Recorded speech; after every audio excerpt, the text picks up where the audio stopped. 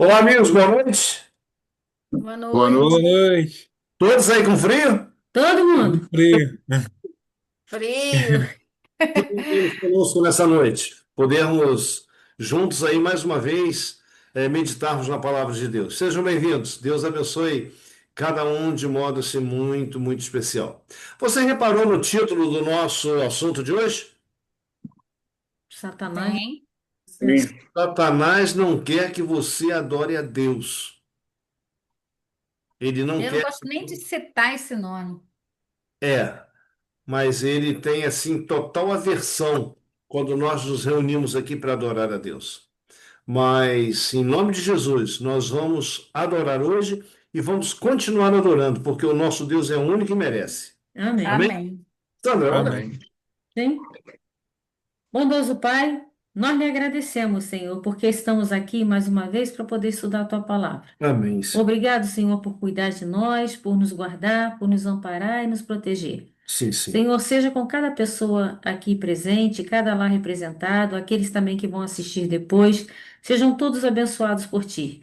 Nos Sim, dê, sim. Senhor, sabedoria dos altos céus, que teu Santo Espírito esteja conosco, nós possamos aprender um pouco mais de ti, Senhor, Amém, e Senhor. colocar em prática em nossas vidas. É o que te pedimos, te agradecemos, em nome de Jesus. Amém. Amém. Amém. Amém. Amém. Meus queridos, o assunto que a gente vai tratar hoje, a gente já tratou dele aí um ano atrás. Eu remodelei o assunto para a gente comentar hoje de novo. O Roberto não estava aí, a Não. Ana não Não, está, não é? aqui eu estava, eu só não estava no grupo.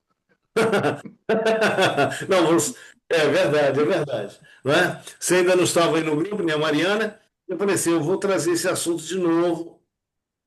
Mudei aqui a, a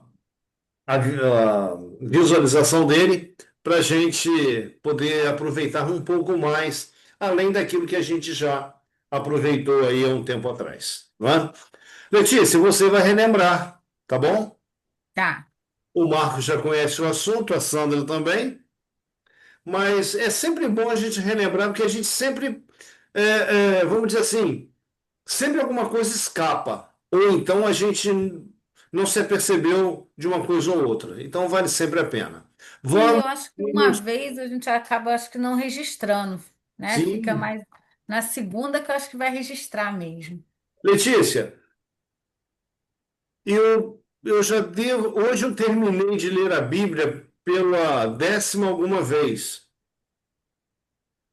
Ah, eu acho que você já deve ter lido muito mais do que 10 vezes. Não, sim, sim, 10ª alguma vez. Eu até Ah, ganhei. décima alguma. É.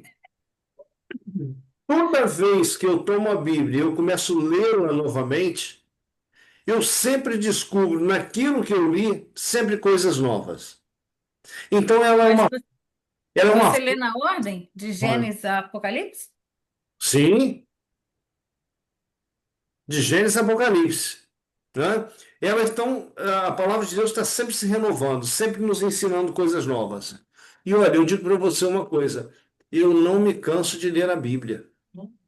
Eu não me canso. Sandra, eu acredito que já li bem mais vezes que eu, porque às vezes eu revezo. Um ano eu leio a Bíblia, outro ano eu leio outras literaturas, mas tudo voltado aí para a Bíblia, né? Então é muito bom, vale a pena, né? Deixa eu só falar um oi para esse pessoal aqui. Claudinete, boa noite. Boa noite. Gente, boa noite. Seja bem-vinda. Boa Olá, Sabatinho, noite. Camilo e Dona Wanda também. Sejam bem-vindos. olá. Deus abençoe. Bem-vindo. Ok. Bom, gente, por que Satanás não quer que você adore a Deus? Qual a razão? Enriquecedora. Não é? Sandra falou aqui, porque ele quer essa adoração. O que mais que a gente pode colocar aí em pauta? Quem tem outra ideia? É, porque ele quer que a gente ande no caminho errado. Sim, não é? É verdade, é verdade. A realidade é que Sandra colocou aqui ela pontuou aqui um assunto, é interessante. Por quê? A adoração que você dá a Deus, ele um dia quis para ele. Quando você vai lá no capítulo 3 de Daniel e no capítulo 13 de Apocalipse, você vai observar que, nesses dois capítulos, Satanás, no capítulo 3 de Daniel, ele está por trás de Nabucodonosor requerendo adoração para ele. E no capítulo 13 do Apocalipse, ele está por trás da besta, de um poder é, religioso, descrito lá em Apocalipse 13, onde também ele busca adoração para ele. Ok? Se você vai no livro de Jó, a fúria de Satanás contra Jó foi exatamente porque Jó não se rendia, vamos dizer assim, em adorar Satanás. E hoje, gente, 6.000 anos aproximadamente depois da criação, aí eu não sei quantos mil anos depois que houve a controvérsia no céu, nós estamos aqui. E Satanás ele luta pela mesma causa, adoração. E até um pouco antes de Jesus voltar, ele vai seduzir a humanidade para que a adoração devida a Deus seja dada a ele. Bom, e agora? Quais são as artimanhas dele para que a nossa adoração seja defeituosa, que a nossa adoração não seja perfeita como Deus quer? Então, isso a gente vai tratar um pouquinho nessa noite, tá bom? E você pode compartilhar aí, perguntar, tá bom? Vamos lá. Então, aí está o título. O povo de Deus, a palavra de Deus diz que Deus, ele, quando chamou Abraão lá da terra dele, para sair de lá do país dele e ir para uma terra, e, na realidade, ir para o deserto, né? Para uma terra que ele não conhecia, em um dado momento, Deus chegou para Abraão e disse assim: Olha, detalhe, Abraão não tinha filhos, Mariana, e a esposa dele era estéril. Então, sem chance de ter filhos nessa casa. Então, Deus chamou Abraão e disse para ele o seguinte: Abraão, olha, vou fazer de você uma grande nação. E um dia, ou melhor, uma noite, Deus manda Abraão contar as estrelas do céu, se ele podia contar. E Deus prometeu a ele, ó, assim será a tua descendência. Mas chegará um dia em que a tua descendência ela descerá ao Egito. E lá no Egito, uma terra estranha, a tua descendência vai ficar lá por 400 anos. Olha só, Deus promete um filho a Abraão, promete ele ser uma grande nação, e depois diz que a descendência de Abraão vai ficar escrava no Egito, vai servir aos egípcios durante 400 anos. Parece um pouco contraditório, né? Mas se a gente olhar o Egito dentro do contexto do povo de Deus, o Egito muitas vezes, né, Marcos? Ele foi um lugar de proteção para o povo de Deus, Exatamente, o refúgio. né? Um refúgio. Até mesmo, Marcos, Jesus, Se refugiou, né? quando Herodes, né, queria matar todos os meninos, ô Roberto, quando Jesus nasceu, o rei Herodes quis matar todos os meninos, porque ele não aceitava que houvesse um outro rei além dele. E um anjo aparece a José, que foi, vamos dizer assim, o pai adotivo de Jesus, né? E falou para ele: Olha, desce ao Egito e fica lá. E ele ficou lá, no Egito, até que Herodes morreu.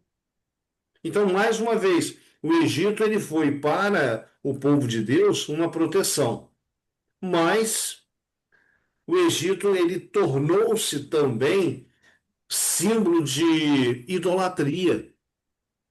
Quando você vai para Apocalipse capítulo 11, lá está o Egito novamente. O Egito ele é símbolo também de ateísmo. Você vê, Deus enviou Faraó, ou melhor, enviou Moisés ao Egito, né? E os deuses do Egito foram feridos.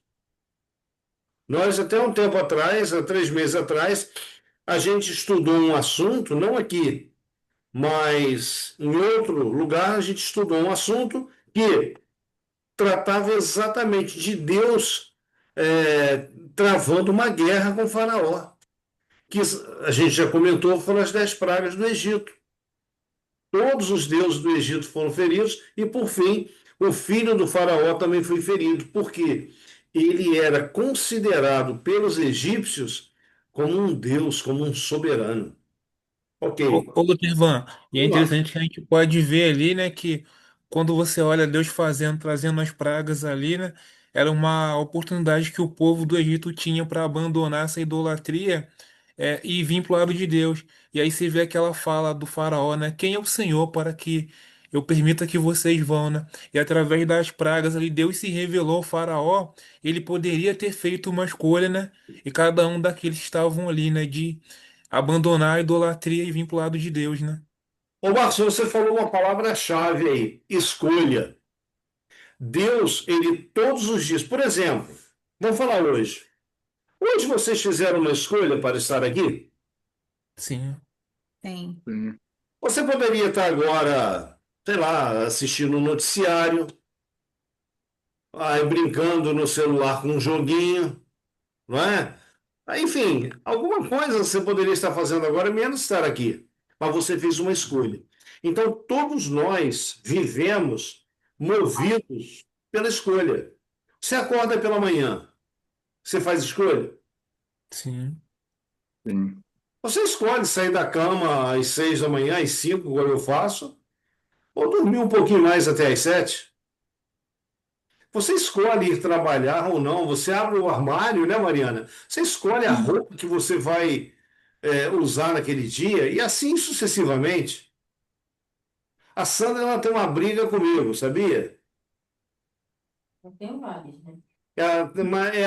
Essa briga que eu vou falar é dentre as várias que ela tem. É, eu abro o armário, ela passa minhas camisas e coloca lá tudo bonitinho. Eu abro o armário. Eu olho assim, a primeira que eu encontro eu pego. Você pega a mesma. Ué, Ué, eu sempre pego a mesma. Ela, mas de novo, e nem reparei. Então são escolhas que a gente faz, né? É, Sandra, muda a ordem das camisas. Eu vou fazer isso. né? Muda a ordem das camisas. É isso aí. Aí, olha, é capaz de eu não achar a camisa no armário. Mas a gente é movido por escolhas. Adão e Eva no Éden, eles tiveram que fazer escolhas. Não é? Aqueles 2 ladrões na cruz, eles também fizeram escolhas. E assim, cada ser humano está fazendo a sua escolha hoje. Bom, entenda uma coisa. Na volta de Jesus, a Bíblia diz que haverá 2 grupos: os salvos e os perdidos. Todos os 2 grupos terão feito escolha. Um fez a escolha de servir a Deus, entregar-se a Deus. E o outro também fez a escolha de rejeitar a Deus. Ok? Bom, mas vamos lá. Então o Egito, ele foi aí um berço, né, para o povo de Deus, que nem o Marcos falou aqui, usou a palavra certa, ele foi um refúgio para o povo de Deus. Porque se aquele grupo de pessoas, 70 pessoas que desceu ao Egito, se eles tivessem ficado no deserto, no meio dos cananeus, que era o povo que dominava ali aquela região que mais tarde se tornou a terra de Israel, eles teriam sido consumidos, ou então teriam se envolvido na idolatria da terra. Foram para o Egito, quantas pessoas? 70 almas. 70 pessoas, né? Bom, 400 anos depois, quantas pessoas saíram do Egito? 2 a 3 milhões, né? É isso? 22 a 3 milhões de pessoas. É muita gente, né? É muita gente. E olha, eles saíram do Egito, vamos dizer assim, eles estavam lá, né, no final desses 400 anos, eles estavam lá na condição de escravos. E mesmo nessa condição de escravos, eles se multiplicaram grandiosamente, certo? Bom, esse texto aí eu li num livro e eu achei muito interessante. Eu falei, eu vou compartilhar no grupo. Olha que texto interessante. Letícia, o que que você lê aí? Nunca ninguém é recebido da família de Satanás na família de Deus, sem suscitar a determinada resistência do maligno. Nossa, Gente, difícil. eu achei esse texto muito, assim, muito forte. Veja, Sim. quantas pessoas que estão vivendo em um erro, estão vivendo no pecado, né? E de repente elas têm um encontro com Jesus, têm um encontro com a palavra de Deus e querem sair daquela condição de vida em que estavam vivendo para servir a Deus. E o que acontece? Então, mas nisso daí eu fiquei coisa assim, família de Satanás. Eu acho que eu nunca nem escutei assim, nunca passou pela mente família de Satanás. Veja, não é a família de Deus. A família de Deus são aqueles que o servem.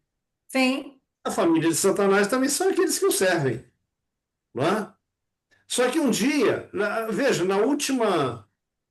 Peraí, eu não sei se foi aqui ou se foi no outro grupo, que a gente falou sobre Satanás ter criado um partido de oposição no céu.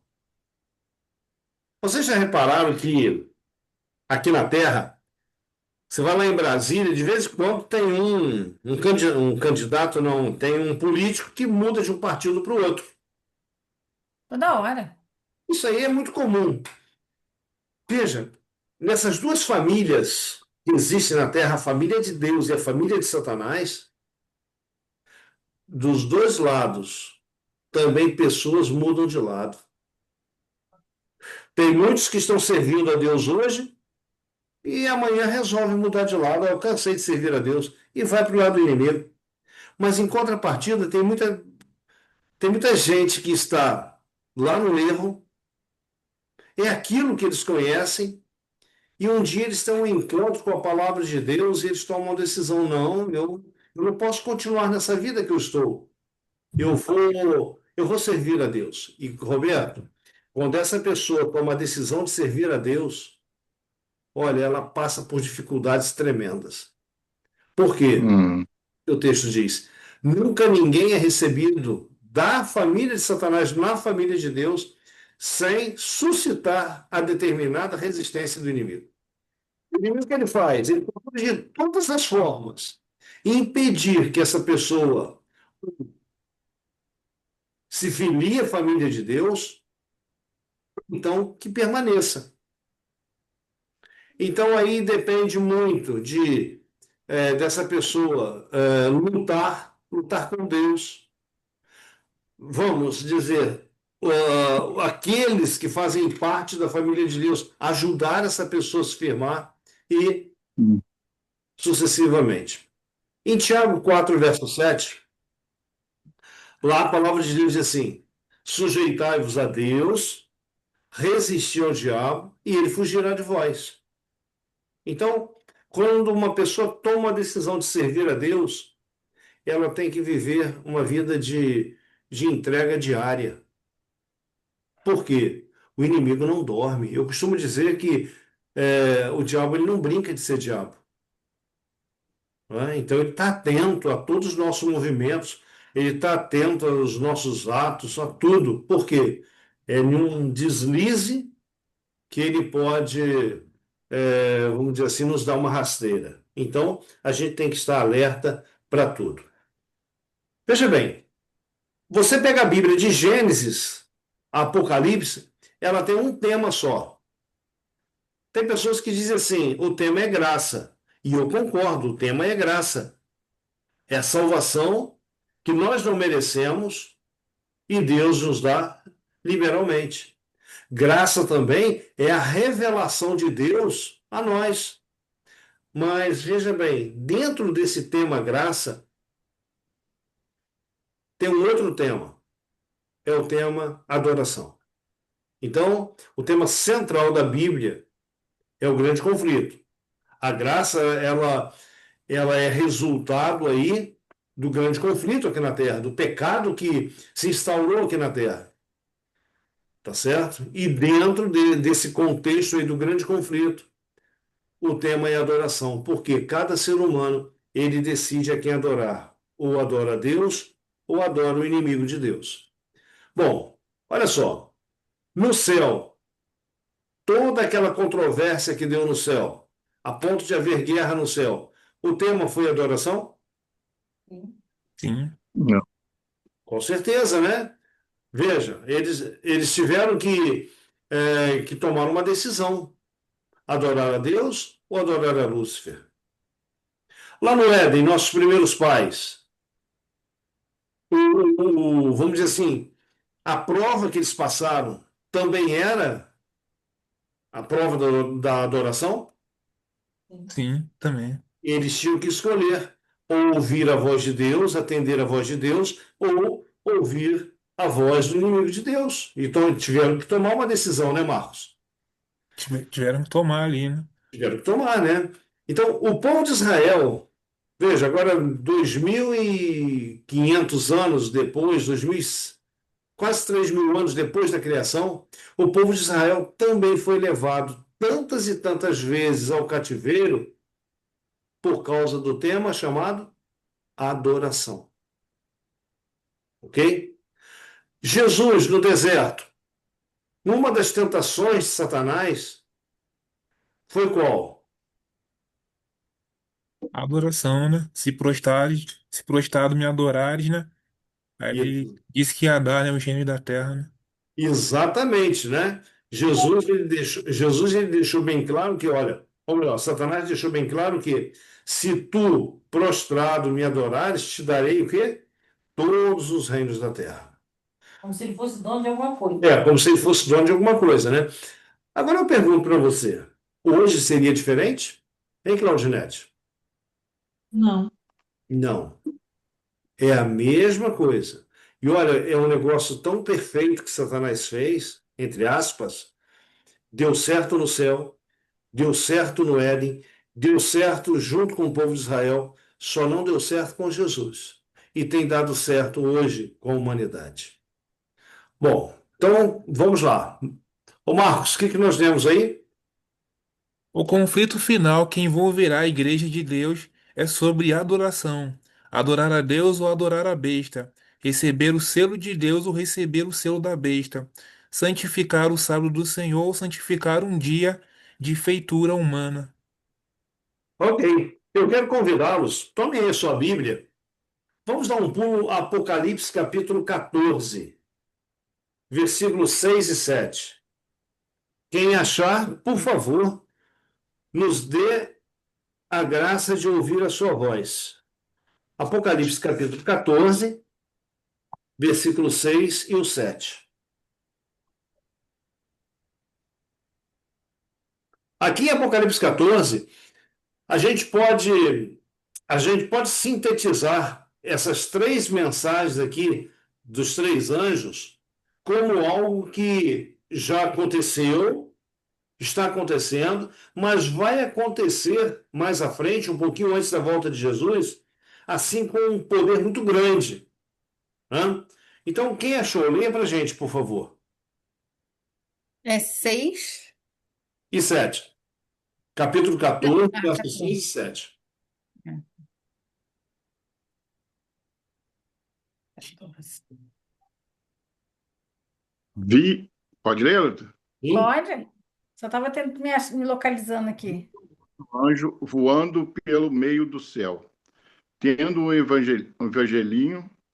evangelho eterno para pregar ao que se assentam sobre a terra, e a cada nação, e tribo, e língua, e povo, dizendo em grande voz: Temei a Deus e dai glória, pois é chegada a hora do seu juízo, e adorai aquele que fez o céu e a terra, e o mar e as fontes das águas. Roberto, olha só o convite. Temam a Deus, deem glória a Deus, adorem a Deus. Por que adorar a Deus? Porque Ele fez o céu, a terra, o mar e as fontes das águas. Agora, esse convite é para quem? É somente para esse grupinho aqui de 7, 10 pessoas aqui? Não, Não, ao mundo. olha só lá em cima o que você leu. Vi outro anjo voando pelo meio do céu, tendo o evangelho eterno, para pregar aos que se assentam sobre a terra, cada nação, tribo, língua e povo. Temam a Todos. Deus, deem glória a Deus, adorai a Deus. Essa é a mensagem. A resposta final é de quem? Do indivíduo, né? Pessoal, né? De cada pessoa, né? A resposta final é de cada pessoa. Então, o tema adoração, ele é muito recorrente nas escrituras. Veja, 400 anos. 400 anos e o povo agora estava naquela escravidão em que eles eram a mão de obra barata do Egito, o povo de Israel estava sendo usado como escravo para construir as cidades do Egito. O povo, se você pegar em Êxodo capítulo 1, você vai ver que o número do povo de Israel era maior do que o povo do Egito. Então, era um negócio da China manter o povo de Israel nessa condição de escravo. Não é? E é nessa condição que Deus chama Moisés. Moisés, vá lá no Egito buscar o meu povo, resgatar o meu povo. Moisés, ele vai ao Egito. Ele e seu irmão Arão. E eles vão a Faraó. E eles dizem a Faraó: olha, Deus mandou te dizer, deixa ir o meu povo. E você acha que Faraó aceitou assim, numa boa, a ordem dada por Deus? Não. Ô Marcos, você falou agora há pouco aí. O que foi que Faraó disse? Quem é o Senhor para que eu deixe ir, né, o seu povo, né? Veja, Faraó ele se achava o soberano do Egito, o Deus maior, né, ali do Egito.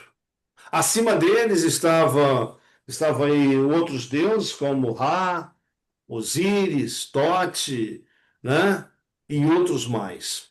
Mas no Egito ele era o Deus maior e se considerava assim. E de repente chega dois velhinhos lá, Arão e Moisés. Olha, o Senhor mandou você deixar aí o povo dele. E quem é o Senhor? Essa colocação que é, Faraó faz é uma colocação de desprezo ao nome de Deus. Então, veja bem, Deus, Moisés, ele fala para Faraó o seguinte: olha, se você não deixar ir o meu povo, Deus vai visitar o Egito com pestilências. Veja, Faraó ele tomou as suas decisões sabendo, vamos dizer assim, do que Deus iria fazer no Egito. Ok? Bem, vamos lá. Quem é que Faraó representava? Quem é que Moisés representava? Olha só. Dentro de um simbolismo, Mariana, Moisés ele está aqui representando Deus. E Faraó, por sua vez, em oposição a Deus, ele está representando Satanás. Bom, e o Egito? O Egito representa a escravidão do pecado, as garras, as malhas do pecado. Não é? Então, diante de tudo isso, as pragas começam a cair e chega um momento, se você tomar a sua Bíblia aí em Êxodo capítulo 8, veja, na segunda praga, na terceira praga, Não, na quarta praga, a terra do Egito já tinha sofrido aí, ó, sofreu com o rio, né? Nilo se tornou em sangue, sofreu com a praga das rãs, toda a terra do Egito tinha rãs, depois sofreu com uma praga, que a terceira praga é a praga de piolhos, e a quarta praga que o Egito sofreu foi a praga das moscas. Gente, deixa eu dizer uma coisa para vocês. O rio Nilo, que banhava o Egito, ele se tornou em sangue. Moisés foi, tocou nas águas e havia sangue em toda a terra do Egito. Caixa d'água, Mariana.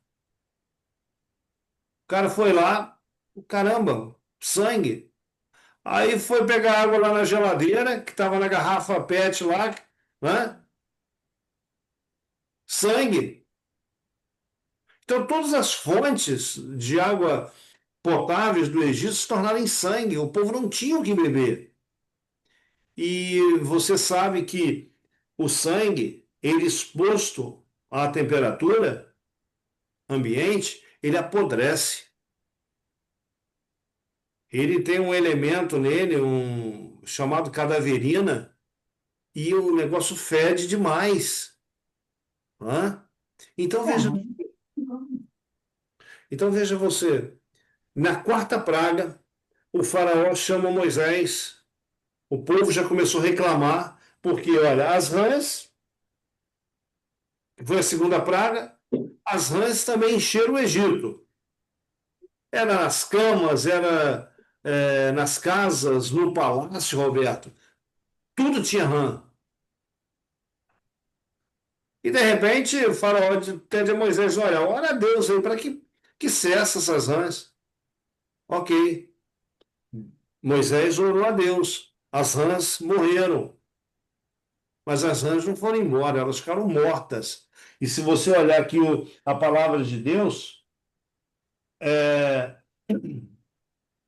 você vai ver que verso 14, 8 verso 14, diz assim, ó, ajuntaram-nas em montões, e a terra cheirou mal.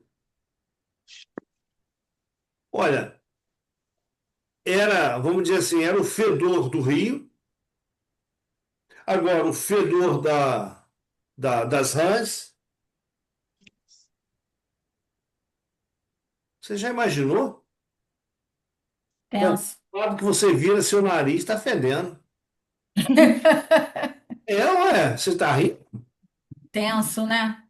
Gente, eu passei na cidade aqui, eu acho que próximo daquele bueiro, deve cair água de açougue, alguma coisa. Gente, um cheiro de podre, assim, horrível.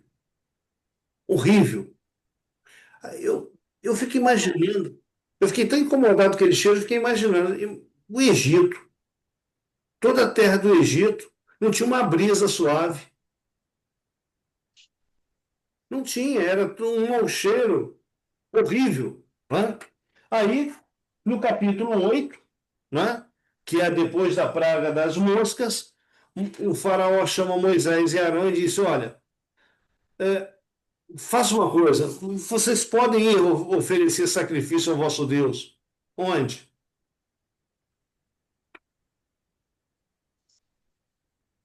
Capítulo 8, verso 25.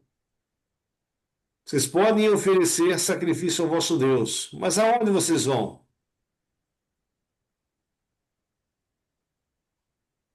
Acharam aí? Sim. Mas sem sair dessa terra. Nesta terra.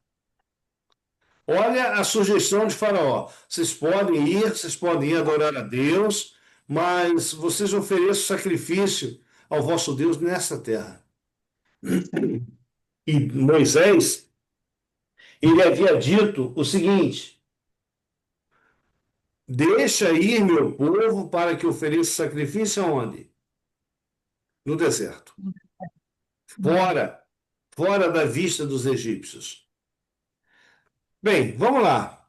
Por que Moisés queria sair, vamos dizer assim, dos limites do Egito para oferecer sacrifício? Os egípcios, eles tinham muitos animais, como o boi, a cabra, como sagrados, eram deuses para eles. E se o povo de Israel oferecesse sacrifícios dentro ali dos limites do Egito, além de ser uma ofensa para os egípcios, poderia ser que houvesse uma revolta dos egípcios contra os israelitas, não é? Então, Uhum. a ordem foi: olha, deixa aí o meu povo para que me adore no deserto. O que que Satanás quer com isso? Quando ele aqui sendo representado por Faraó, ó, que vocês adorem nessa terra, qual seria a, vamos dizer assim, a ideia de Satanás com essa colocação? Veja só, Satanás tem proposto para muitos, estou dizendo hoje, que podem continuar vivendo uma vida dividida entre o pecado e Deus. Isso é um engodo satânico. Isso é um engano. A Cristina, esposa do Marcos, ela diz que isso aí é ser um cristão meia-boca. Ou seja, você não é feliz servindo a Deus, você não é feliz no pecado.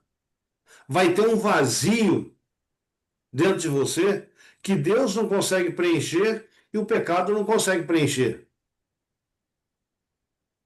Enfim, poderíamos dizer que essa pessoa ela vive uma vida de infelicidade, tentando viver dois mundos diferentes, ou duas condições, ou duas situações diferentes. Agora, mais ou menos, o faraó está dizendo assim: olha, vocês podem adorar livremente seu Deus, tá? Mas não se esqueçam que vocês são escravos, vocês pertencem ao Egito. Aqui é o vosso lar, ok? Gente, entenda uma coisa. O inimigo ele faz a mesma coisa hoje. A mesma coisa. Você toma a decisão de servir a Deus, Satanás diz: não, você pode ir na igreja, você pode ir lá adorar a Deus, mas não se esqueça, tá? Depois você volta para cá. Você volta para a tua vida de pecado aqui, tá? Tem problema não, você pode ir lá, pode cantar, pode orar, pode ler a Bíblia, mas não se esqueça, você não pertence lá, você pertence aqui, ao mundo de pecado. Gente, isso aí é algo que a gente precisa aprender. A gente não está aqui estudando a palavra de Deus unicamente não tem nada para fazer. Não, não. Se você está aqui, você está dando uma chance para Deus. Uma chance de Deus mudar a tua história, uma chance de Deus transformar a tua vida. Não é? Então nós temos possibilidades tremendas de Deus transformar aí o nosso coração e sermos pessoas melhores, pessoas transformadas, pessoas que honrem e glorifiquem a Deus. Agora eu te pergunto, você quer ser um adorador verdadeiro? Eu quero. Eu Sim. também, Claudinete. Eu Também. tenho lutado por isso. De vez em quando eu dou uns vacilos, eu falo, meu Deus, misericórdia. Ué, vamos ser honestos, é verdade. Então, olha só, se você quer ser um adorador verdadeiro, então tem de cortar os laços com o pecado. Uau! Mas como é que eu faço isso? Você está aprendendo. Cada vez que você abre a Bíblia, cada vez que você fecha os teus olhos, você ora a Deus, você pede a Deus sabedoria para andar na presença dEle, Deus tá te ensinando. Ele está me ensinando. Nós estamos aprendendo aí através da palavra. Agora, o apóstolo Paulo, escrevendo aos Coríntios, Claudinete, o que está em Hum. amarelo? O que que Paulo está dizendo aí para gente? O que que Deus está falando para gente através de Paulo? Por isso, retirai-vos do meio deles, separai-vos, diz o Senhor. Não toqueis em coisas impuras, e eu vos receberei. Olha o que Deus está dizendo para a gente. Deus ele não vai me receber, Mariana, não vai te receber, a cada um de nós, aqueles que vão ouvir essa live depois. Deus ele não vai nos receber como nós estamos vivendo hoje. Deus ele faz um apelo para a gente, filho, filha, olha, retirai-vos do meio deles, ou seja, separai-vos do meio de quê? Do pecado, sai do meio do pecado. Não toque nada que é impuro, nada que é imundo, e eu vou te receber. Quando você me pergunta, Luterval, mas o que são essas coisas impuras? Olha, é bem vasto, é bem vasto. Tem a ver com o que falamos, o que pensamos, o que ouvimos, o que mais? O que comemos, o que vestimos. Eu acho que já dá aí para a gente ter uma ideia, O né? que sente, né? Oi? O que sente. Letícia, isso aí dá para a gente ter uma ideia do que agrada a Deus e do que não agrada. E olha, eu vou dizer uma coisa para vocês, então é tão interessante quando a gente compreende que Deus ele tem um alvo para a gente, que quando, mesmo com o pouco conhecimento que a gente possa ter, quando você erra, eu costumo dizer, quando a gente pisa na bola, aqui dentro, alguma coisa começa a martelar. Puxa, eu não devia ter agido assim. Poxa, quem é que faz isso? Espírito Santo. É o Espírito Santo. Por quê? Porque você já deu entrada para ele, você já permitiu, você já abriu a porta aí do teu coração e o Espírito Santo ele se sente à vontade para chegar para você e dizer assim, filho, filha, poxa, isso não é legal, não é esse o caminho que você deve andar nele. E você começa a se sentir mal com essa atitude que você teve. Na segunda vez, de repente você até cometa o mesmo erro, mas você vai dando chance ao Espírito Santo e na terceira vez você já, opa, vou não, eu já sei que isso é errado, vou não. Pode até acontecer mais na frente por um deslize, mas vamos dizer, de maneira consciente, você já não vai fazer mais. E você aí você vai se sentir bem. Puxa vida, que legal. Eu estou me sentindo diferente de quando eu fazia isso ou aquilo. Mas então, veja, Satanás tem essa proposta aí, essa sugestão. Você pode ir lá adorar, tá? Mas não toma uma decisão, não. Vai, olha, né? Convive lá com o pessoal, mas lá não é teu lugar. Será que Moisés se satisfez com isso? Não, de maneira alguma, né? Então a gente tem a segunda sugestão aí do inimigo. E essa segunda sugestão, Marcos, está lá no capítulo 8, verso 28. E no 28. capítulo 8, verso 28, que também é a, aqui né, nessa quarta praga, né? Qual é a sugestão de Satanás, de Faraó para Moisés?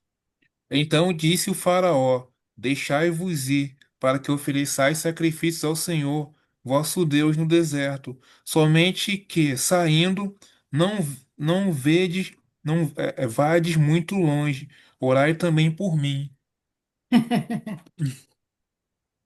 Olha só, se vocês não. Irônico, Oi? irônico, né?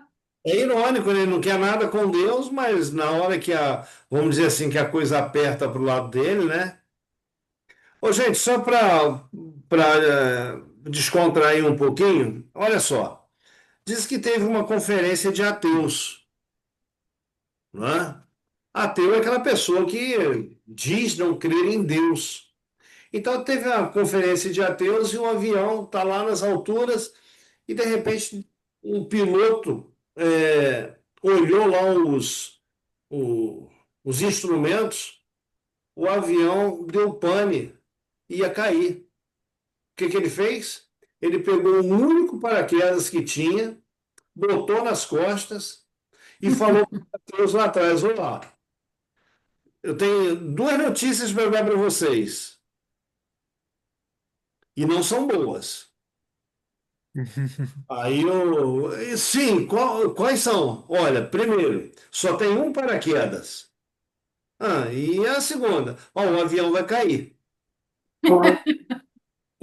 Menina, aí mostra uma cena, todos os ateus, todos eles ajoelhados, Logo assim eles acreditaram. todos eles ajoelhados, né? Então veja, é o faraó, né? Olha, vocês não vão muito longe, não, mas cheguem lá, vocês orem por mim também. O que a gente pode extrair dessa colocação aqui do faraó?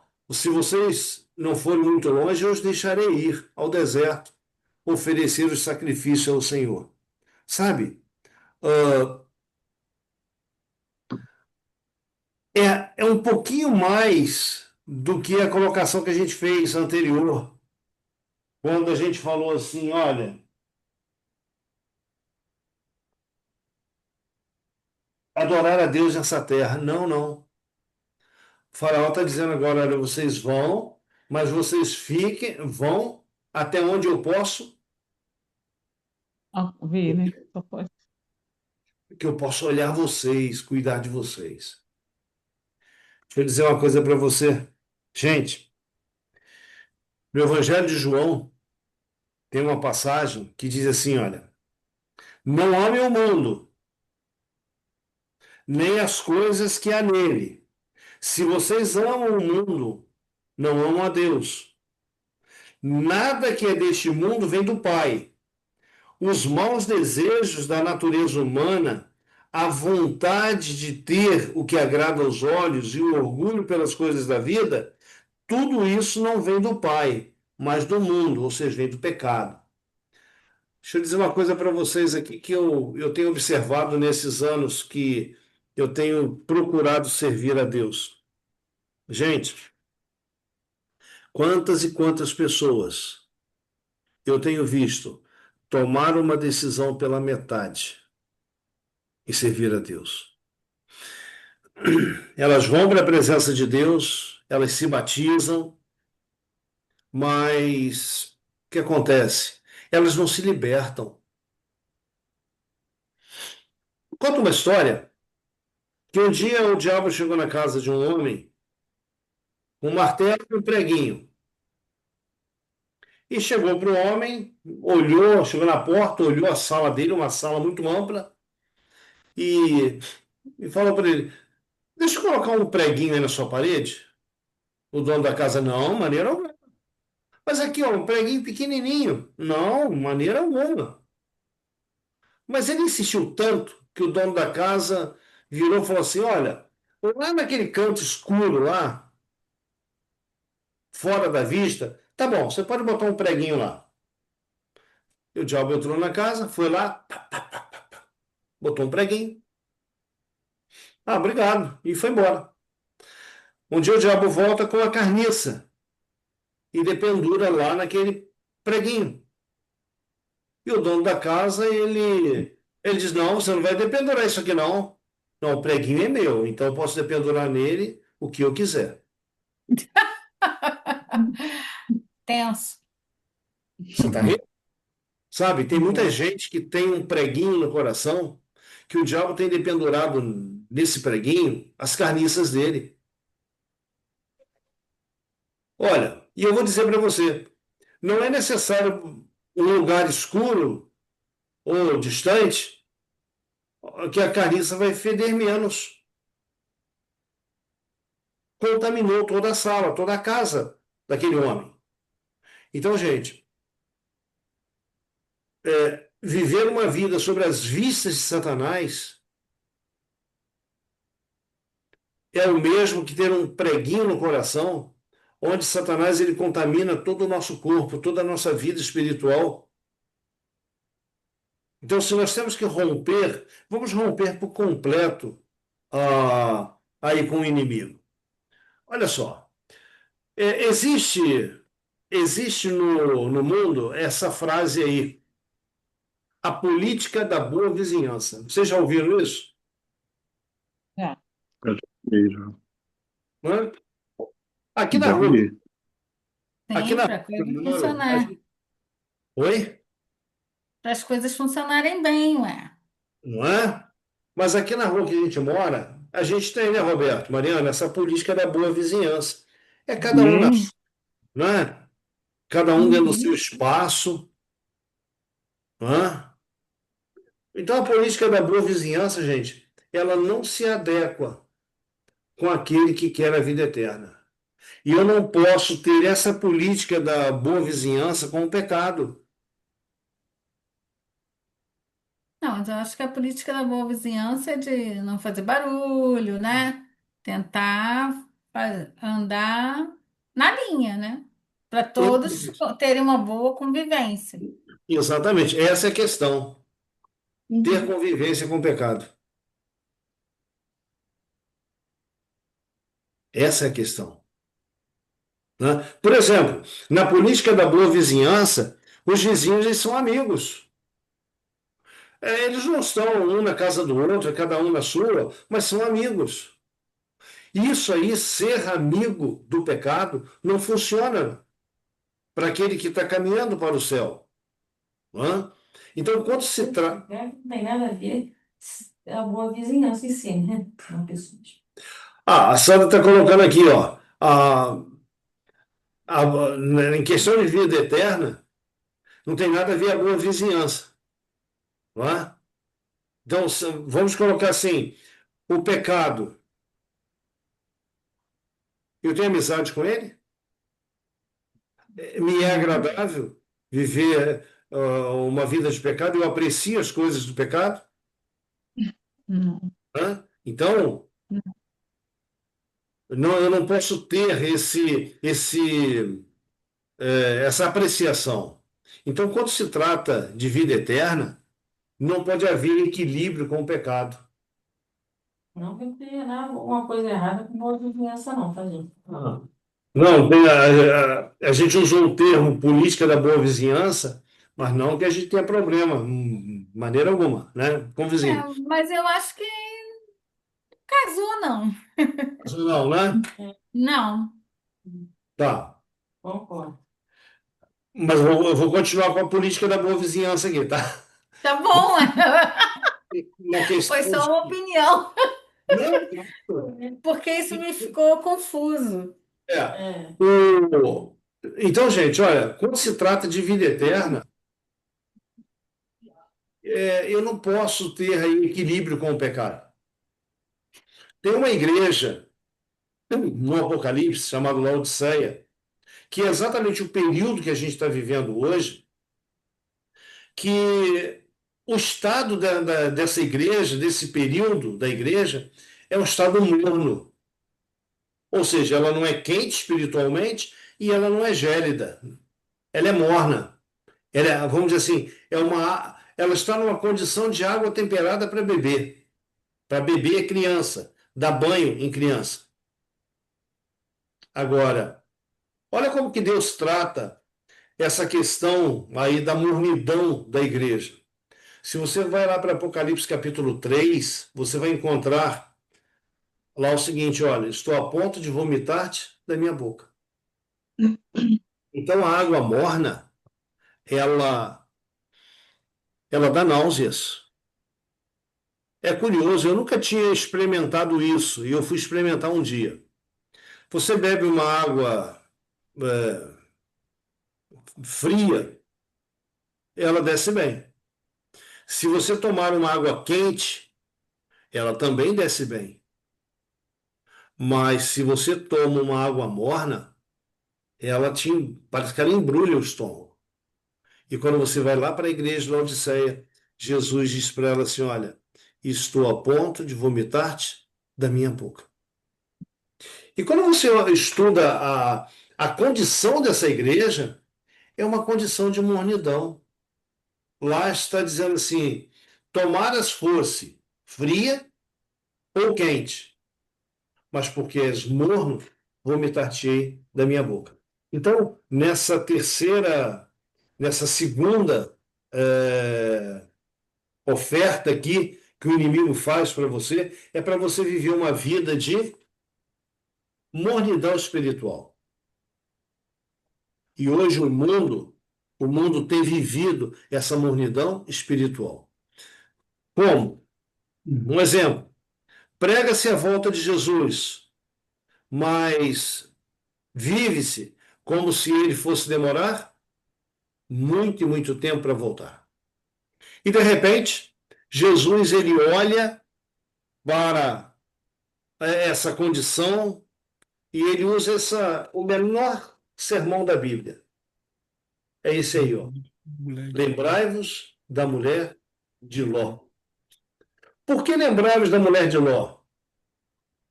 Porque a mulher de Ló, ela queria a vida de Sodoma, tá certo? Deus conseguiu tirá-la de Sodoma, mas Deus não conseguiu tirar Sodoma de dentro dela. Então hoje é a mesma coisa. Muitas pessoas saem do mundo, mas o mundo está dentro dos seus corações. É terrível, não é? E Uhum. tem aí, então, a terceira sugestão que o inimigo ele faz lá para Moisés, representando aí Deus, representando o povo de Israel. E no capítulo 10 versículo 11, olha só, capítulo 10 de Êxodo, verso 11. Nós estamos aqui na oitava praga. E depois que cai aqui essa oitava praga, que os gafanhotos praticamente destrói toda a erva verde do Egito, o Egito agora está um deserto. Tivemos aí a praga das úlceras, não é? Que está aí no capítulo 9. Tivemos também a praga, a peste nos animais, as úlceras nos homens. Depois os gafanhotos, ou melhor, gafanhotos não, a chuva de pedras que destruiu toda a lavoura do Egito, árvores. Enfim, aquilo que estava no Foram campo, muito pesadas aquilo que as estava, 10 pragas. aquilo que estava no campo, Letícia, morreu tudo. E Deus mandou falar a Faraó, olha, recolhe em casa. Quem? Animais, pessoas, que aquilo que estiver no campo vai morrer. Uns não acreditaram, outros acreditaram. O povo já estava se voltando para Deus, né? Mas aí Moisés diz, vai lá no faraó de novo e diz assim, olha, deixa ir meu povo. E o que que o faraó fala? Verso 11. De forma alguma, de forma alguma, 10 verso 11. Podem ir prestar culto ao Senhor? Quem? Somente quem? Somente os homens. Somente os homens. Ué, então, peraí. O que que 10 verso 11? Ide somente os homens. Veja, foram expulsos da presença do Senhor. No verso 10, Faraó diz assim: olha, seja o Senhor convosco, caso eu vos deixe ir, caso eu vos deixe ir. E as crianças? Vede, pois, tende convosco mais intenções. Não há de ser assim. Moisés ele diz: olha, vamos todos adorar o Senhor. Faraó diz: não há de ser assim. Vão somente os homens e servir ao Senhor. E foram expulsos da presença de Faraó. Faraó. Queridos, e aí? Só vão os homens, as mulheres ficam, as crianças ficam. O que que isso aí quer dizer para a gente? Qual é a mensagem que traz aí para a gente? Me ajudem. Queria manter eles presos ainda, né? Porque a família ficaria ali, né? Para trás, né? Então, somente os homens adorariam a família, né? Não um dos propósitos pai de família ser o sacerdote do lar ali, né? Que ele trazer também a sua família para adorar a Deus, né? Então ele queria manter a família cativa e somente o homem ali ia adorar, né? Prendendo o homem, né? Vamos lá. Como ia voltar. Entenda uma coisa. A palavra de Deus, quando fala de adoração, Deus ele não está convidando somente um na casa para adorar Ele. Exatamente. Deus está convidando a família inteira. Deus está convidando o pai, a mãe, as crianças. É a família inteira. Eu vou usar um termo aqui que eu ouvi no sábado, um pregador falando. É o termo capenga. Vocês sabem o que é capenga? Eu sei. Algo debilitado, né? Débil. Não, Pessoas batendo, só manquejando, dando, querido, capengando. capengando, tamanco, né? Deixa eu dizer uma coisa para você. Um lar que somente um, ou a esposa, ou o esposo, ou uma parte do lar que somente serve a Deus, eu vou dizer para você que esse lar é um lar capenga. Por quê? Porque um está puxando para um lado e o outro está puxando para o outro lado. Mas quando esse lar, todo lar, pais e filhos, se posicionam na presença de Deus, esse lar é uma bênção. É uma bênção interna e é uma bênção externa. É uma bênção ali que todos dentro compartilham, mas é uma bênção também que aqueles que estão ao redor também compartilham. Isso aí é algo, poxa, precioso demais. E hoje, vocês vão de convir comigo uma coisa: se tem um lugar onde o inimigo tem trabalhado para inferiorizar, é a família, ou se não destruí-la totalmente. Você vê a condição do mundo, o que está acontecendo no mundo, um novo modelo de família. Gente, não foi isso que Deus criou lá no Éden. Lá no Éden, a palavra de Deus diz assim, ó, deixa o homem pai e mãe, une-se a sua mulher e ambos serão uma só carne, uma família. Mas hoje está tudo mudado, né? Tem um camarada na Bíblia, é o marido da mulher de Ló. Mulher, marido da mulher de Ló. Chama o marido da mulher de Ló. É, Letícia? Hã? Como é que chama o marido da mulher de Ló? Lá. Não Sabe é? quem Ló? É Ló. A triste na história de Ló. Veja bem, Ló saiu de Sodoma com a sua esposa e suas duas filhas.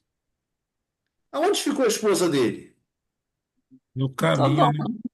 Ficou no caminho, né? Ela não ficou em Sodoma e também não foi salva. Ou seja, meio salvo é perdido inteiro. Ficou lá, uma estátua de sal. Aí Ló sai com as duas filhas. E quando você lê a história de Ló, você vai ver que as duas filhas de Ló tiveram com o próprio pai filhos. Foram os moabitas e os amonitas. E essas duas nações que se formaram a partir de Ló se tornaram aí os piores inimigos para o povo de Deus. Sempre que você olhar na Bíblia, eles estão lá em conflito, batalhando contra o povo de Deus. Não tinha como dar bom. Não tinha, né, Letícia? Aí, olha só, Ló simboliza o pai que chegará no céu sem sua família. Olha que tristeza. Nossa. Imagina Ló chegando no céu e Deus perguntando: Ló, cadê tua família? Poxa, Senhor, o senhor sabe, né? Minha mulher virou uma estátua de sal. E tuas filhas? Poxa, Senhor, o senhor também sabe, né? Coisa chata que aconteceu, não vieram. Mas ele foi salvo? A Bíblia, Letícia, ela traz para nós no Novo Testamento falando que Ló era justo aos olhos de Deus. Tanto que Ló, Deus tirou ele de Sodoma antes de destruí-la, né? oi? Tanto que Deus tirou ele de Sodoma antes de destruir. É, Sim, mas eu penso por causa desse pecado que aconteceu depois. Tudo bem que ele não estava em consciência, né? Porque elas embebedaram ele, né? isso. É verdade. Mas sabe, Letícia, o efeito da contemplação de qualquer coisa é muito grande. Ló e a sua família, eles contemplaram muito o pecado de Sodoma. Ló, dentro de si, ele, ele tinha uma luta tremenda em ver que a sua família estava, vamos dizer assim, estava esquecendo Deus, deixando Deus de lado e apreciando demais a vida de Sodoma. Sim. Mas eu pergunto a você, quem foi o culpado disso? Foi Ló, né? O próprio Ló. O próprio Ló. Se você olha a trajetória da vida de Ló, Ló ele acampou fora da cidade, daqui a pouco ele está mais próximo da cidade, daqui a pouco está morando dentro da cidade, e quando os anjos chegam, Ló está sentado no portão da cidade. Ló já havia se tornado um dos juízes da cidade. Hum. Então, quando diz lá não ameis o mundo, aquela o, o que a gente deu exemplo há pouco, Ló era um bom vizinho para os sodomitas. E os sodomitas também eram bons vizinhos para ele. Só que Ló foi transformado, Ló não, a família de Ló foi transformada por contemplar a boa É porque vizinhança. ele quis agradar a família, né? A mulher, né? Que a mulher era fascinada por aquilo tudo, né? Então ele Exatamente. acabou se deixando, né? Para agradar elas, né? Exatamente. Agora, imagina que muitos lares hoje, pai, mãe, vão chegar nos céus sozinhos. Nunca foi plano de Deus que tal coisa acontecesse. Deus quer que a família. Veja, tem um texto em Isaías que para mim ele é muito bonito, né? Deus e muito perigoso. Deus vai chegar para os pais, vão dizer e vai perguntar assim: aonde estão os filhos que eu te dei? Que eu te dei? Né? Aonde estão os filhos que eu te dei? Já imaginou? Aquela velhinha lá, ô Roberto, você falou 99 anos. De Uhum. repente, os filhos, os netos, bisnetos, tataranetos. Ah, Senhor, estão todos aqui, olha. E uma multidão da família. Que bênção. Mas imagina Ló. Senhor, toda a minha família se perdeu. Só eu estou aqui. Muito triste, não? Bem, hoje, o inimigo das nossas vidas, ele tem trabalhado com isso aí, olha. O que está diante deles? Uma tela, né? Uma tela. O que está passando nessa tela? Está embaçado lá. Mas a gente, a gente pode deduzir. Deixa eu fazer uma pergunta a vocês aí. Quem aí gosta de novela? Agora eu não gosto, não. Mas eu tô vendo as bíblicas agora bastante. Gente, olha, Ai, eu gostei demais do Senhor e a Serva. é, Assim como de Jó, Paulo. Nossa. deixa eu dizer uma coisa para vocês. Quando a gente fala de novela, Letícia, a gente generaliza logo aquilo que passa lá no plim, plim. É, não tem mais condição, não. Gente, na condição dessa cena aí que vocês estão vendo, quantos e quantos lares se assentam pais e filhos para assistir, Novela. às vezes, não somente novela, mas às vezes até mesmo um filme que desmoraliza os pais, desmoraliza a família, desmoraliza o nome de Deus, às vezes, vamos colocar assim, é um filme de terror, satanismo puro. A pessoa ela traz tudo isso para dentro da sua casa, para a sua família. E o que acontece? As crianças ali, quem está assistindo, está absorvendo tudo isso. Nós somos aquilo que, Contemplamos.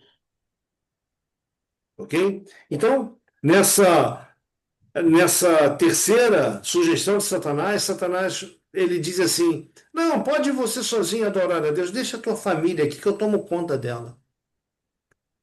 Faraó disse: não, ide somente os homens, pode deixar a família aqui, as crianças, as mulheres, que a gente toma conta.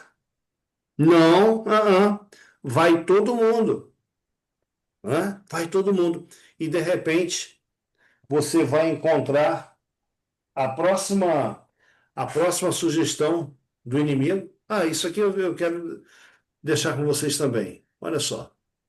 A missão do lar estende-se para além do círculo dos seus membros.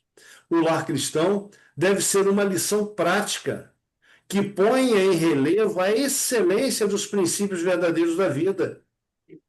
Semelhante exemplo será no mundo uma força para o bem. Ao deixarem um lar assim, os jovens ensinarão as lições que aí aprenderam.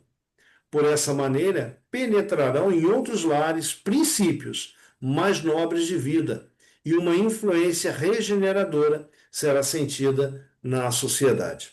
Gente, no domingo, eu e Sandra, nós estávamos voltando para casa e nós passamos de uma praça aqui embaixo, aqui no Cascatinha, uma praça. Eu acho que quando a gente foi melhor, quando a gente foi, a quantidade de jovens, mas muitos, muitos, sei lá, devia ter mais de 100 jovens ali, todo mundo bebendo, fumando, se drogando, enfim, fazendo lá o que eles acham que é bom fazer. E eu fiquei, por um instante, eu fiquei pensando, se todos esses jovens estivessem envolvidos com coisas boas, evangelizando, por exemplo, transmitindo princípios, mas eu pergunto a você, princípios se aprendem aonde? Tá. Em casa. Não é na rua. A rua não tem nada para oferecer. Eu fiquei olhando aqueles jovens e eu pensei, o que que eles têm para oferecer? Nada. Nada. Né? Bom, por último, tem a quarta sugestão aí do faraó. O que aconteceu? Você vai encontrar aí no capítulo 10, verso 24, que foi houve a praga das trevas. O Egito teve um apagão, Letícia. Hein, Mariana? O pessoal fala tanto de apagão aí em nossos dias, né? Esses dias atrás aí, país da Europa sofreu um apagão. No Egito teve um apagão. Deus apagou o sol. E tudo em trevas. As trevas eram tão densas que as pessoas não saíam do seu lugar porque não enxergavam um palmo na frente do nariz. Aí, novamente, Faraó manda chamar Moisés. E agora Faraó faz o quê? Ó, vão, preste culto ao Senhor seu Deus, mas vocês vão deixar as ovelhas e os bois. As mulheres e as crianças podem ir. Meus queridos, e agora? Ficou mais fácil ir adorar, deixando as coisas para trás? Ó, família podia ir, crianças podiam ir, os homens podiam ir, só ia ficar para trás os bens deles. Será que isso aí tinha tanta importância? O que vocês acham? Então, pensando pelo lado do desapego, que a gente não deve ser apegado às coisas materiais, talvez, não tinha tanta importância, mas como eles iam prestar sacrifício a Deus, né? Eu acho que o sacrifício seria tipo um animal, né? Que eles iam Sim, sacrificar. Então, eu acho que aí nesse caso já tinha importância. importância, né? Sabe uma Uhum. coisa, Claudinete, que me chama a atenção? Hum. Ah, essa blusa que você está usando aí pertence a quem? Ah, eu.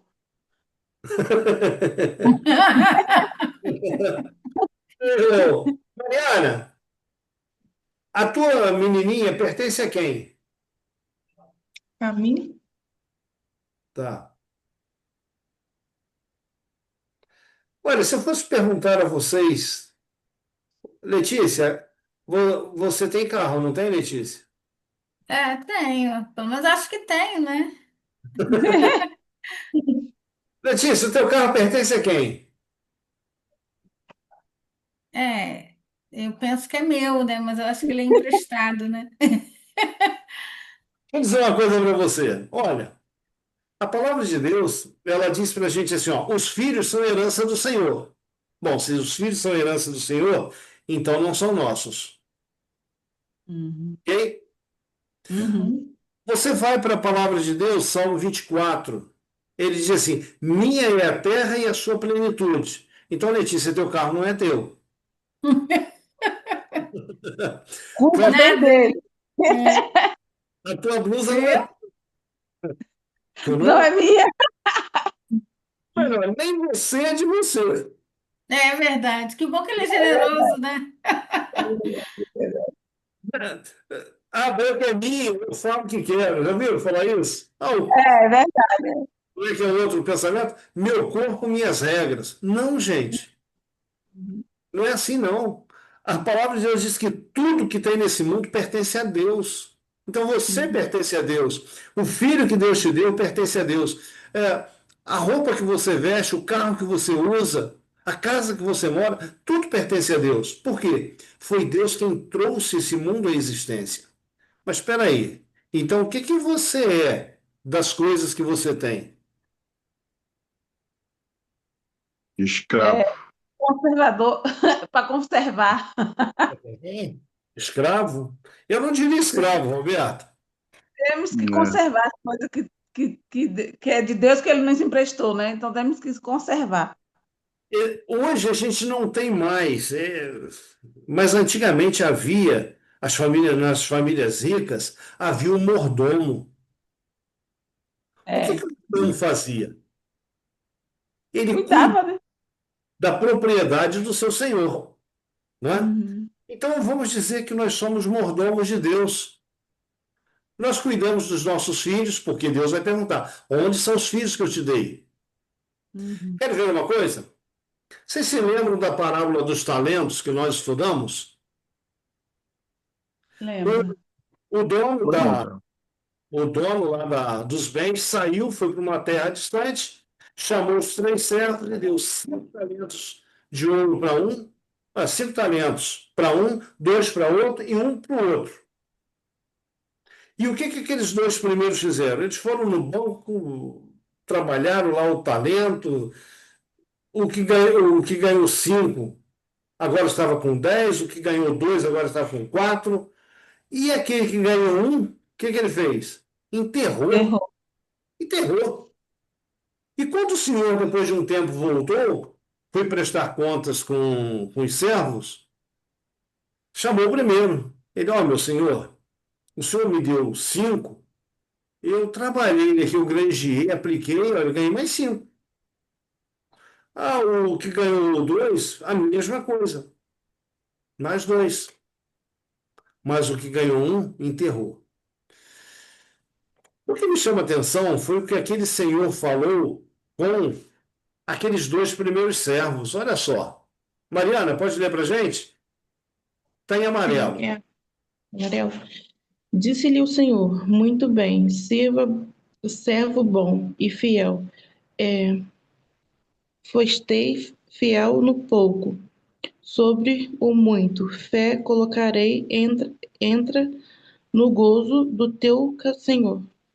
Então, olha só, como eles aplicaram, eles administraram, foram mordomos fiéis, o que que aquele senhor, o patrão deles disse? Muito bem, servo bom e fiel. Você foi fiel no pouco, sobre o muito te colocarei. Entra no gozo do teu Senhor. Quando diz aqui entra no gozo do teu Senhor, é, é um convite para fazer parte do banquete. Então entenda uma coisa: Satanás ele não consegue mexer na tua família, ele não consegue mexer na tua adoração, ele vai procurar alguma coisa onde ele possa te seduzir. E muita Não, mas gente. ele bate na família, sim, a família está toda acabada. Não, mas olha só, tem aqueles que zelam pela família. Tem os que zelam pela família. Letícia, o que acontece aqui é o seguinte: Satanás ele vai apalpando. E quando ele acha um lugar que ele pode ali se segurar, ele vai fazer isso. E tem muita gente que vai perder o céu por causa das coisas desse mundo, coisas materiais. Hum. Quer ver uma coisa? Jó. Chegaram para Jó e disseram: Olha, teu rebanho foi roubado. Aí o outro: as tuas ovelhas foram roubadas, os camelos, teus filhos foram mortos. Como que Jó responde? Deus deu, Deus tirou. Em outro momento, Jó diz: Eu nu vim a esse mundo e nu voltarei. Ou seja, Jó não estava preso às coisas desse mundo.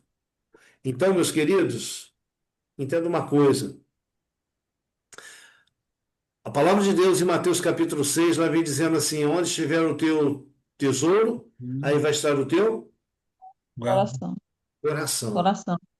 Então, o teu tesouro, que ele esteja no céu, que o teu tesouro esteja em Deus. Sabe por quê? Porque se você visualizar o teu tesouro nos céus, você vai colocar lá também o teu coração, Coração. né? Então, que a gente faça a melhor escolha, que você faça a melhor escolha. E procurei deixar esse lembrete aí para cada um de nós. Quanto foi que Deus deu por cada um de nós? 100%. Na E Ele cruz. quer quanto de nós? 100%. 100%. Tá? Então, olha só. Deus se deu 100% em seu Filho, por cada um de nós. Então, Ele quer que você seja 100% dele.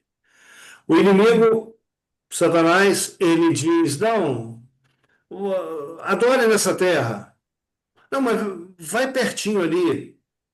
Olha, fica as mulheres, as crianças, fica o gado. Então, Satanás, ele quer de alguma forma nos prender a esse mundo. E Deus, ele chega para você e diz assim: filho, eu quero você 100%. Letícia, Deus não está pedindo o impossível. Deus está pedindo somente a nossa decisão, a nossa escolha. Quando eu chego para ele e digo: Senhor, eu estou aqui com todas as minhas faltas, com todos os meus percalços, com todos os meus desejos e pensamentos errados, mas eu estou aqui 100%. Pode ter certeza de uma coisa: aquilo que precisa ser colocado nos eixos, ele mesmo vai se encarregar de colocar. E um dia alguém vai chegar para você e vai dizer assim: Marcos, poxa, Marcos, você mudou tanto. Como assim? Mudei? Mudou. Você era assim, assim, assado. Vão lembrar o Marcos como ele era. Mas o Marcos mesmo não se lembra de que ele era assim. Porque a transformação foi Deus quem operou. Então, meus queridos, você quer ser um verdadeiro adorador? Coloque-se 100% nas mãos de Deus e deixa Deus modelar você como Ele quer. Você vai ver que isso será bênção. Bênção interna e bênção externa. Bênção dentro do teu lar e bênção para aqueles que te rodeiam. Amém? Amém. Amém. E Deus nos abençoe. Vamos ainda orar ao nosso Deus, vamos agradecer a Ele por esses momentos que graciosamente Ele nos permitiu estarmos juntos. Amém. Vamos orar. Maravilhoso Deus e bom Pai, Senhor, todos os dias o inimigo das nossas vidas nos faz sugestões para nós não nos entregarmos a Ti completamente. Sugestões, querido Deus, que aparentemente são aprazíveis, mas o fim delas são caminhos de morte. Nos toma em Tuas mãos, Nos ajude, Senhor. Coloque em nossos corações o desejo de fazermos das nossas vidas uma entrega completa ao Senhor, sem reservas. Que tudo que somos e temos possamos colocar em tuas mãos, para que sejamos mordomos, administradores fiéis. Que a nossa família esteja em tuas mãos. Que os poucos recursos que temos, que também estejam em tuas mãos, para que naquele dia, quando Jesus voltar, a gente possa ouvir: no pouco foste fiel, sobre o muito te colocarei. Então que o Senhor abençoe cada um dos teus filhos nesta noite. Em nome de Jesus. Amém. Amém. Amém. Amém. Queridos, que você continue sendo abençoado nesta noite. Tá bom? Amém. Você tenha uma noite aí de sono reparadora, ou reparador, né? Que você amanhã se levante com todo o ânimo para mais um dia de trabalho. Deus abençoe todos vocês, todos nós. Amém. Amém. Amém. Boa noite, gente. Deus. Boa noite, muito. gente. Boa noite, pessoas. Boa Boa noite. noite. Boa Tchau, noite. tchau. Tchau, boa noite.